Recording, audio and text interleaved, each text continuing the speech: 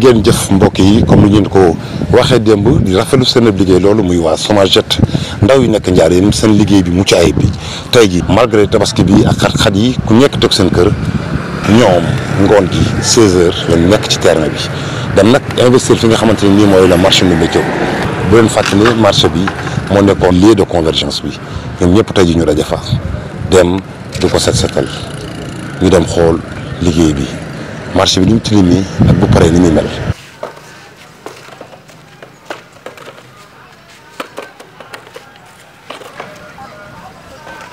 marché bi tilim na de. mais gars yi jàmbaar lañ de ñii ñi si ginnaaw ni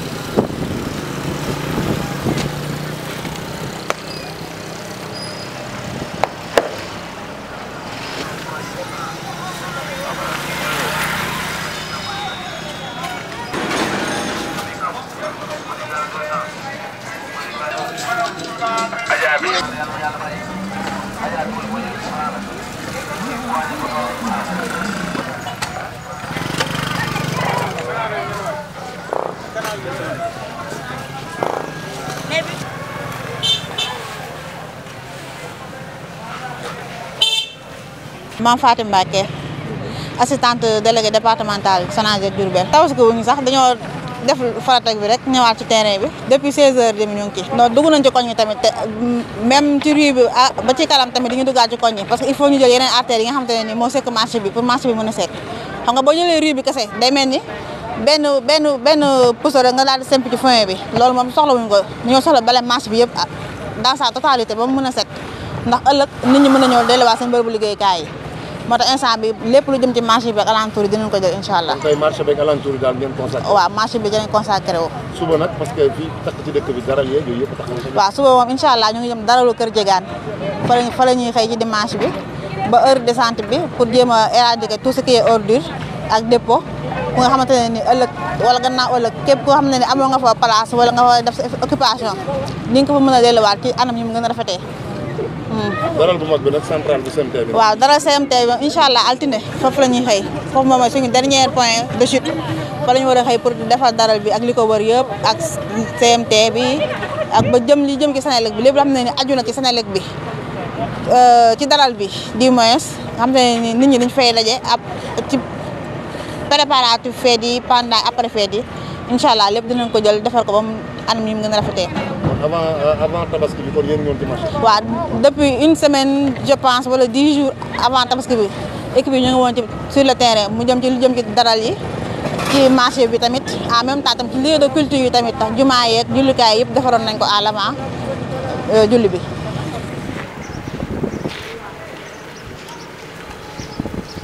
comme fi ngeen gis noonu dina fi jot a jaar ñu mel.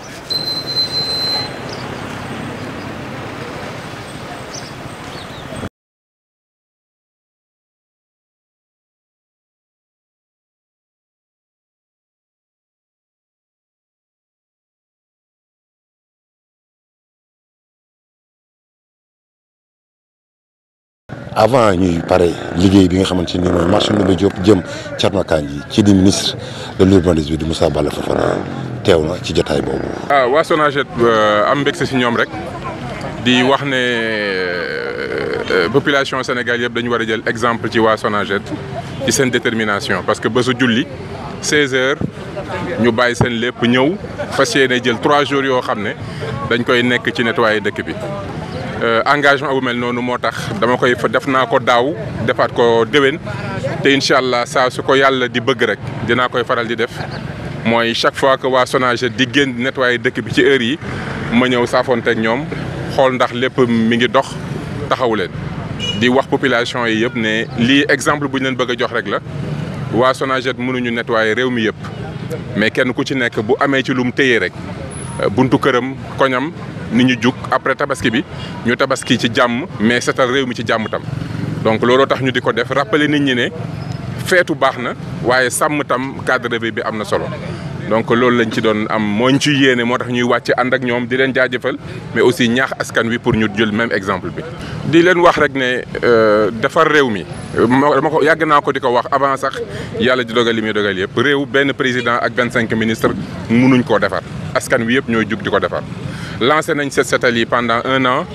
benn moment ñu arrêté càmbar ñu ngi koy relancer waat bu ñu koy relancer tam bëgg nañ askan wi gën ci ànd gën ci dugal seen loxo appel bi daal mooy askan wi yëpp a war a jug song mbiri cet gi waaw du mbiri benn agence du mbiri benn nit du mbiri président du mbiri ministre ñun ñëpp ñoo ko bokk loolu mooy message bi may ñaan conseil de quartier yi ak groupement de quartier yëpp nañu góorgóorlu ba